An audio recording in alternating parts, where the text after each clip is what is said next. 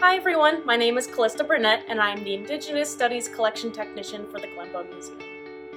Today, for Glenbow from Home, in our play-themed week, I'll be taking you behind the scenes to our Indigenous Studies collection area to look at some games and toys. The early handmade toys, dolls, and games of the various First Nation, Inuit, and Métis groups of the land we now call Canada often show us a lot about the traditional activities and family values these different cultures held.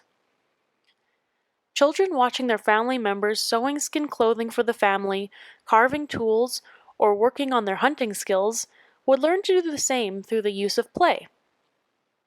For example, using pieces such as prepared animal skin or fur, and perhaps a bone needle, children often made their own dolls while matching clothing and accessories to the designs they saw in their daily life. As you can see, we also have numerous materials used here. How many differences can you see? From beads to cotton to hide or even strips of cedar, people would use all of the local materials available to them. A common toy we see across all cultures is dolls. Dolls could be used for children to practice their sewing skills, learn societal roles, or simply just to play with.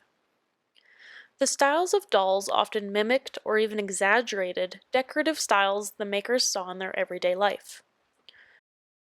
For example, while a horse may not be as beaded as this toy in real life, they did often wear beaded bridles. Depending on the area, you may see styles that are more geometric, floral, or even a beautiful combination of both.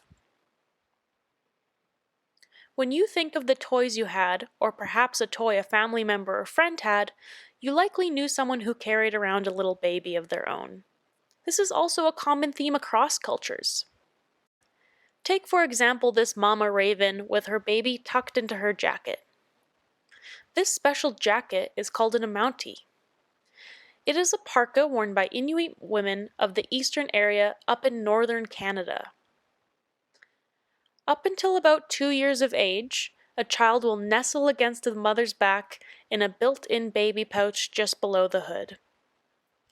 This way, she can make sure the baby stays nice and warm and has easy access in case the baby needs to be fed. If we move further south, we will see more babies wrapped up in items called moss bags. For centuries, the moss bag has been used by First Nation peoples to keep a baby snugly wrapped and creating a warm, womb-like environment. This makes the baby feel safe and sleep better. Moss bags traditionally held freshly gathered moss that is known to have medicinal properties that made an ideal diaper. Antiseptic and absorbent, the moss kept the baby dry and rash-free. When children got a little bit older, they often played games or sports to not only pass the time, but gain important life skills such as strength, stamina, and dexterity. Such skills were also important while learning to hunt or battle, as these learned skills would depend on the effective use of strategy and tactics. This in turn helped keep the entire community healthy and strong. The ability to develop successful strategies and tactics while recognizing and solving problems quickly is still relevant to being successful in today's society. An example of this uses an item such as this hoop. The hoop is made from wood and a strip of raw hide, which is used to bind the two ends together. There are also 4 areas of matching decoration on each side. This hoop is used for a game known as shooting the buffalo, or more simply, the buffalo game. The game is played with 2 players representing 2 sides. Each side throws 1 set of sticks at the hoop as it rolls past. When the hoop falls, hopefully on top of the sticks, the scores are counted. The hoop may also represent some very important aspects of life, including a gathering of all Sioux nations. It is also said that the 4 quarters of the earth, or the 4 directional winds, are invoked by the thrower before he throws. The other game I think we need to talk about is Canada's national sport, lacrosse. While the First Nation people across the land of Canada had been playing this game for centuries, it was not originally called lacrosse. In an English translation, the game was often referred to as the medicine game or the creator's game. European settlers first observed the playing of lacrosse all the way back in the 17th century.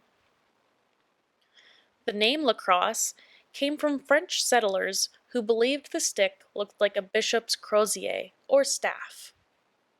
Crozier in French is cross.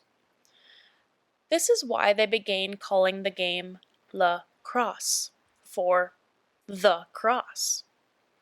Numerous First Nation groups played this game, and rather than just a game, lacrosse would symbolize a way to honor, heal, and celebrate individuals and communities. A game could be used to settle differences and bring people together.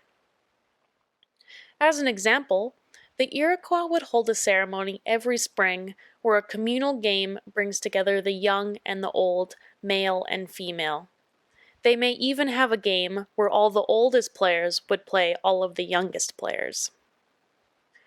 Besides the annual spring game, other games can be called when a community member is sick or needs their spirits lifted. One idea I want to leave you with and question is how much work and care went into creating all of these items and all of the different skills these children were learning through play.